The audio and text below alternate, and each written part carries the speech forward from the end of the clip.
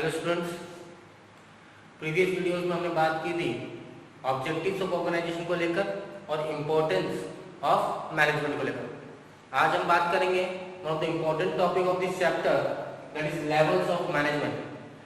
बहुत बार इस टॉपिक से क्वेश्चन आ चुके हैं बोर्ड एग्जाम में, केस स्टडीज बहुत आ चुके हैं, तो प्लीज ध्यान से सुनिएगा टॉपिक को। कोई प्रॉब्लम हो, मैं पहले ही समझा चुका हूँ, कमेंट बॉक्स में आइए, कोई भी प्रॉब्लम है पूछिए, नेक्स्ट वीडियो में एक्सप्लेन कर दूंगा। तो will starting with the levels of management. Now levels of management start करते हैं। तो हमने पहले बात की थी, it's a group activity. Management क्या है? ग्रुप एक्टिविटी है।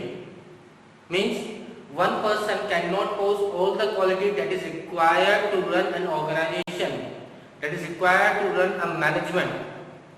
He cannot be a financial advisor. If he is a financial advisor, then he cannot be a marketing. If he is a marketing advisor, then he cannot be a production manager. So there are lots of activities that are being included in the management. So lots of people are required. Therefore, the management has been divided into 3 levels, and the levels are top level management, middle level management, and the lower level management. Top level management में वो सभी जो important persons हैं, जो business को run करना चाहते हैं, जो बिजनेस को सक्सेसफुली रन करना चाहते हैं, जो बिजनेस में सारी पॉलिसी स्ट्रेटेजीज को डेवलप करते हैं, जिनके ऊपर सारी जिम्मेदारी होती है मैनेज ऑर्गेनाइजेशन को रन करने की, वो सब किसके अंदर कवर किए जाते हैं? टॉप लेवल मैनेजमेंट के अंदर कवर किए जाते हैं। The persons who are included in top level management are Chief Operating Officer, Chief Executive Officer, Chief Marketing Officer, Chief Finance Officer, Managing Director, Chairman, President and Vice President. These are the people who are responsible for the organization, for successfully running of the organization, for successfully running of the management, for successfully achieving the goals of the organization effectively and efficiently. These are the people who are included in the top management. Again, once again I am repeating all the names. Please note down them. Chief Operating Officer, okay, the full form of CEO, everyone knows that. Chief Executive Officer, M stands for Marketing, F stands for Finance, where O stands for Officers and C stands for Chief. Chief Executive, Chief Marketing, Chief Finance Officer, the Managing Director, Chairman, President, Vice President. They are responsible for making the policies, strategies, welfare, survival of the organization, growth of the organization, any impact on the society of the organization. These top level management peoples are responsible for that. So now moving towards the functions of the top level management. The top level management, number one function, it formulates the organization goals and strategy. Obviously, they are the boss of the organization. They have invested lots of fund in the organization. They have a vision of 5 years or 10 years ahead to see the organization at a different level. So achieving that goal, they formulate the goals and strategy in order to achieve that goal. They are responsible for the coordination, because top level management, as a senior most person of the organization, they have to stand as a leader. For example, cricket सब देखते हैं, cricket में क्या देखते हैं? जब एक captain होता है, कैप्टन को लीडर की क्वालिटी फुलफिल करनी पड़ती है। इंडिया को सब जानते हैं, MS धोनी को सब जानते हैं, महेंद्र सिंह धोनी को सब जानते हैं। महेंद्र सिंह धोनी क्या करते थे? एज ए लीडर निकल के आते थे। जब भी कोई मुसीबत होती थी, सारी रिस्पॉन्सिबिलिटी किसके ऊपर आती है? सारा बर्डन किसके ऊपर आता था? महेंद्र सिंह धोनी के ऊपर। कैप्टन रह चुके, इंडिया हारती, किसको रिस्पॉन्सिबल मानते हैं? कैप्टन को। रिस्पॉन्सिबल लेता कौन? कैप्टन खुद लेते हैं। बात समझ में? So they are responsible for coordination. Coordination किससे करना है? टॉप लेवल को कोऑर्डिनेशन किससे करना है? मिडिल से, लोअर लेवल से। इस तरह से एग्जांपल पॉइंट ऑफ व्यू में कैप्टन है, वो विकेट कीपर की विकेट के पीछे खड़े, किससे कोऑर्डिनेट करेंगे? बॉलर से कोऑर्डिनेट करना है, फील्डर से कोऑर्डिनेट करना है, वहां पे खड़ा हो जाओ, बॉलिंग इस तरह से करनी है। आपने कई बार देखा है videos, clear? So this how the top level management works. Next, responsible for welfare and survival. Obvious सी बात है, टॉप मैनेजमेंट है, बॉस है, पब्लिक उनको जानती है। जो एम्प्लॉई है उनको कोई नहीं जानता, जो नीचे काम कर रहे हैं उनको कोई नहीं जानता। आज अब टाटा का ओनर कौन है? रतन टाटा ही जानते हैं। रिलायंस का मालिक कौन है? मुकेश अंबानी, अनिल अंबानी, इनको ही जानते हैं। उनके नीचे कौन काम कर रहा है, किसी को जानते हो? कौन एम्प्लॉय को जानते हो? नहीं जानते। तो रिस्पॉन्सिबल कौन है? वही है। अगर अच्छा काम करेंगे तो तारीफ किसकी होगी? उनका ही होगा। बुरा काम करेंगे तो बुराई किसकी होगी? बॉस की होगी।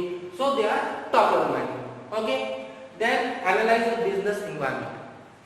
These are the most educated persons, the CEO, the CMO, the CFO, the Chief Operating Officers. They have a great vision. Okay, great vision का मतलब है कि आने वाली चीजों को बहुत जल्दी समझ जाते हैं। मार्केट में, बिजनेस एनवायरनमेंट में कोई थ्रेट है, कोई प्रॉब्लम है या कोई अपॉर्चुनिटीज है, इसको बहुत जल्दी समझ जाते हैं और उसके हिसाब से क्या करते हैं, अपने पॉलिसीज और स्ट्रेटेजीज को डेवलप करते हैं। अगर थ्रेट्स हैं, प्रॉब्लम्स है, मुसीबत है, तो उस तरह से पॉलिसी करेंगे या उस तरह से स्ट्रेटेजी करेंगे कि उनको नुकसान कम हो। अपॉर्चुनिटी है तो फर्स्ट मूवर एडवांटेज एक वर्ड होता है। फर्स्ट मूवर एडवांटेज का मतलब अगर मुझे पता लगा या मान लीजिए मार्केट में कोई ऐसा सिचुएशन क्रिएट होने वाला है जिससे फायदा मिलेगा और सबसे पहले जो उसको अक्वायर करेगा वो क्या कर लेगा? जीतेगा। वो जीतेगा ना।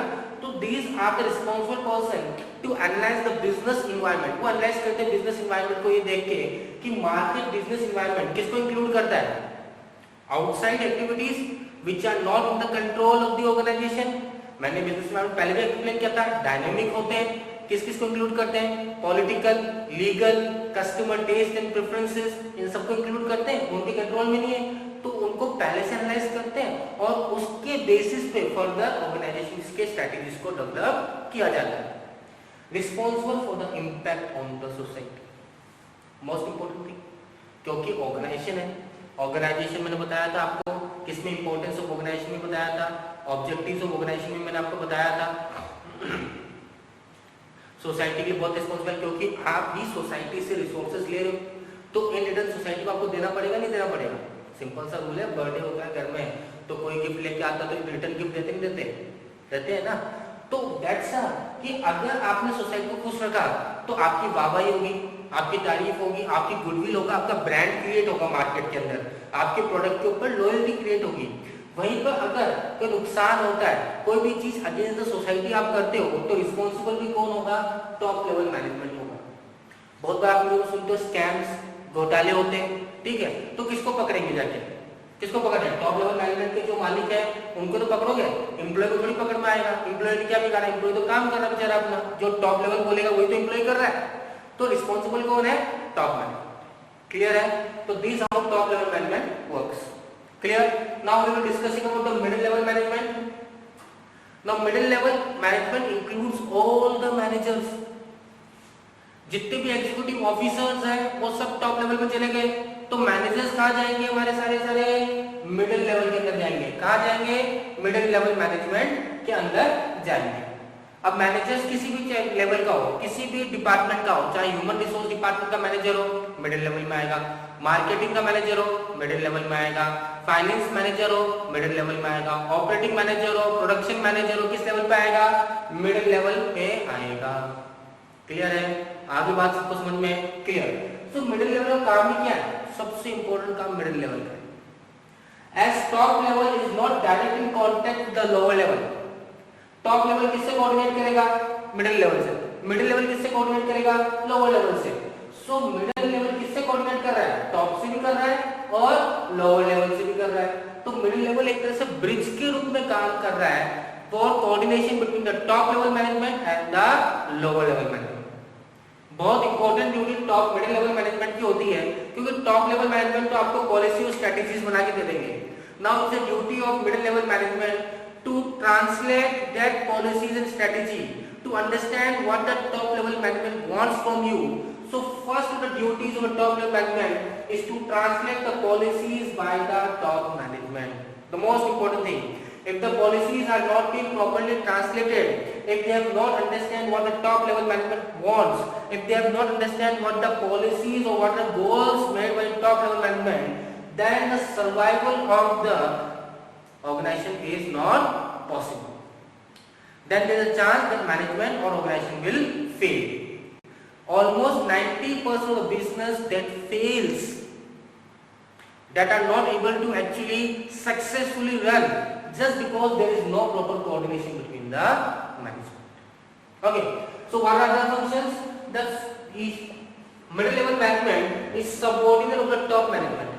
Obviously That is chain of scale. What I am saying earlier also, chain of scale organisation मैंने पढ़ाया था आपको, प्लानिंग के बाद ऑर्गेनाइजेशन आता है प्रोसेस के अंदर। ऑर्गेनाइजेशन में क्या आता है? Establishment of reporting system. So top management, middle level, तो मिडिल लेवल किसको रिपोर्ट करेगा? टॉप को। लोअर लेवल किसको रिपोर्ट करेगा? मिडिल को। तो ये क्या है? स्केल ऑफ चेन है। कैसा है? Scale of chain. ऑर्डर कैसे आता है? टॉप टू डाउनवर्ड, और रिस्पांसिबिलिटी कैसे आती है? Lower to downward to topward. Lower किसके लिए रिस्पांसिबल है? मिडिल लेवल के लिए। मिडिल किसके लिए रिस्पांसिबल है? टॉप लेवल के लिए। आगे बात समझ में क्लियर है? Okay. Ensuring having necessary resources. अब जो भी हमने गोल डिसाइड किया टॉप लेवल मैनेजमेंट ने, मान लीजिए हमने गोल डिसाइड किया भाई साहब, जैसे कि 2000 टीवीज का प्रोडक्शन करना है by the month of April. Okay, तो मिडिल लेवल को ये पता होना चाहिए कि उन 2000 टीवी जो प्रोड्यूस करनी है, प्रोडक्शन करना है, उसके लिए रिसोर्सेज है क्या? फाइनेंस मैनेजर देखिए, फाइनेंस मैनेजर क्या देखिए? पैसा है या नहीं है? मार्केटिंग मैनेजर देखिए, इतना सेल कर सकते हैं नहीं कर सकते? एचआर देखिएगा कि इतने ह्यूमन बींग्स है या नहीं है, हमारे पास इतने लेबर है या नहीं है, कितना प्रोडक्शन कर सकते हैं नहीं कर सकते? तो ये रिसोर्सेज को देखेंगे कि इतने नेसेसरी रिसोर्सेज हमारे पास है या नहीं। Okay, assigning necessary duties to achieve the goal. Further lower middle level क्या करेगा? ड्यूटी असाइन करेगा। क्या चीज करने के लिए? टारगेट को अचीव करने के लिए।